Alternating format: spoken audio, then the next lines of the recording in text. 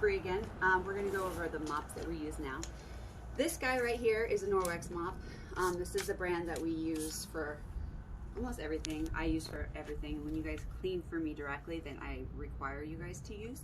So you have to order this directly from Norwex through a consultant or through the website. I am a consultant, so you can get it from me. This is great because it's very wide as far as the handle goes. This needs to be cleaned. This will make it so you're not holding onto the mop heads as strongly. This mop, you can twist it, the green points, I think. Okay, and then you can extend it to this long, and then you can make sure it's tighten it so it won't, you know, mess around. There's a few different mop heads for it. This one is the dry mop head. It is meant to be like instead of a broom. We don't use it though. It's not as fast as the vacuum. So I have a ton of these that are just sitting because every time I buy a mop, it comes with the 2 sets. And so if you guys want some of these, I got like 7. What we primarily use this mop for is this microfiber one. I don't know if they call it the polishing. It's like the equivalent of a polishing cloth. There's usually blue ones. I got a pink one this time so that people wouldn't steal mine. You always want to use the Norwex mop wet. So just like the cloths, you want to get it wet like you would a cloth with just regular water. And then you want to go through and wring it out so it's just damp.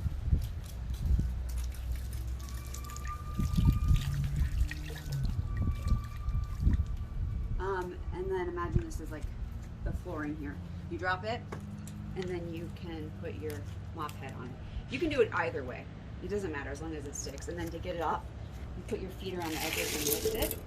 This is great because you can clean walls with it. You can clean the ceiling with it. You can do some windows with it. It works really great on hardwood floor that's shiny because it polishes up the floor like a polishing cloth would do with the glass. You can use bona with it. These Norwex cloths, you're not supposed to mix cleaning supplies with it, but we use bona, and then sometimes if it gets really bad, we'll use a little bit of soap and rinse it. This is great also, just like the Norwex cloths, because if this gets really, really dirty, you're supposed to rub it on itself and it's self-cleaning, and you can wring it out and then you can keep mopping. And then sometimes, again, a little bit of soap to get it all cleaned and then rinse it out, and then you can keep mopping. If you were to own this at home for yourself, and you're not worried about like bringing germs to other people's homes, you could have this and not wash it for a month, as long as it's able to dry. So this guy, super important. They're very expensive. I think the system costs $75, and I believe the mop heads themselves individually are like, I don't know, $25, I want to say. And that's with my discount. There's alternatives. There's cheap alternatives to this mop, which include, we'll just leave that, a swifer, which is absolutely under no circumstances to be used on any of my cleans for any reason. It is super small. The head is super small, and you have to constantly be changing the mop head or whatever, the disposable one. So not only is it like looks ghetto, but you're not going to do as good of a job. It's going to take much longer. I mean, just if you look at the surface area of this versus this is going to take you twice as long to mop, and I guarantee you it's going to leave streaks and be more difficult than if you were to just invest into this. So no Swiffers. This is actually probably going to go into the trash. Another alternative is a bona mop. This guy. The bona mops come with their own bona mop pads that are meant to be microfiber, but if you look at the different threads, which we'll compare later, this is not going to pick up stuff like it would. This is designed just to take the bona and to polish the cloth, polish the floors. So you can get it wet, and I've used it actually, the thing with a Norwex mop head, but for some reason this is a lot more like Velcro-y than that, and so it will actually start to pull the mop head apart. But really it's the mop head that's what's important. So if you get desperate, you can definitely use the mop head here. You can use this, which someone gave me this, that's why I have it, but it's the same thing as the other one. You attach it. There's also these Scotch Brite ones that you can get from Walmart or whatever, and then these go around the edges, and you can put them in there. This is not meant for cleaning, this is meant for polishing. Again, the only reason I'm showing you this is because I have them. I would say steer clear of those as much as you possibly can. Actually, I ordered these cheap pads from Amazon to try to help with costs for you guys. So they feel like a plush blanket.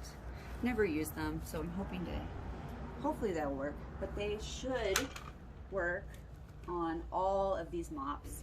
And I believe that these mop heads are like $5 each instead of, you know, $25 each. Oh yeah, and then one more thing about the Norwex mop heads. This is a tile cloth. This is meant, if you see it's like more abrasive, it's similar to the other ones. It has blue like scrubby things. That's for like scrubbing, whereas that's for polishing. This will leave water on things. It's not meant for like shiny finishes. So that's that. And then the crown jewel of our mops is our steam mop. This is our Shark steam mop. We've tried various different models of Shark. This is the best. You have to open it up and fill it with water, which I should have thought about doing before. This bucket is just because we're outside.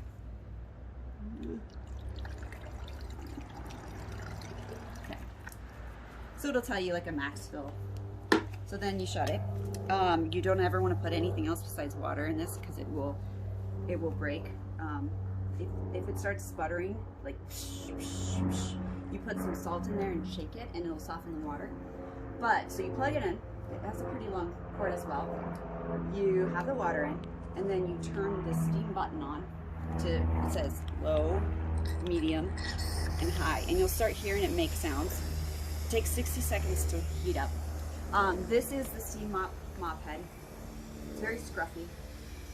Again, imagine that there's not leaves and dirt everywhere. But you throw that on the ground. There's this green button here. You pull together and it will release the mop head. And then you line these guys up. It says insert with those edges, and you put it down so it's like this. Then either side, you go like that, maybe the other side. This, and then like this to close it, and then you're ready to go. This, you can release the head this way if you want. And then if you need extra steam for spots that are really stuck on, you go like this, and the steam will go there. This is meant to sanitize any floor, 99.9% of any viruses or bacteria or anything without any cleaner. You can go up and down like this. You can flip it. You can go like this. It's very versatile. You want to make sure, one, it's shooting steam, because sometimes it will get blocked up and not shoot steam, and it won't even get wet, and then it's like there's no point in using it. And two, it gets dirty really quickly. So if you're mopping on one side and it's black, you turn it over, then use that side. If it's black on both sides, you've got to change the mop head. And sometimes you might need to change it 3 or 4 times. This you can get on Amazon, and it costs about $120. Make sure you mark it up so people don't take it. And that's my mop spiel. All right, so when you're done with it, you want to get the pad off. You don't have to do it by hand. You do the pad release again, and it just comes right off. And so then you just shut the mop itself. Don't ever leave the mop sitting on a floor, because it will steam, and then it can damage the wood. So you put this away, and then this goes in your dirty cloths. Okay, now I'm done.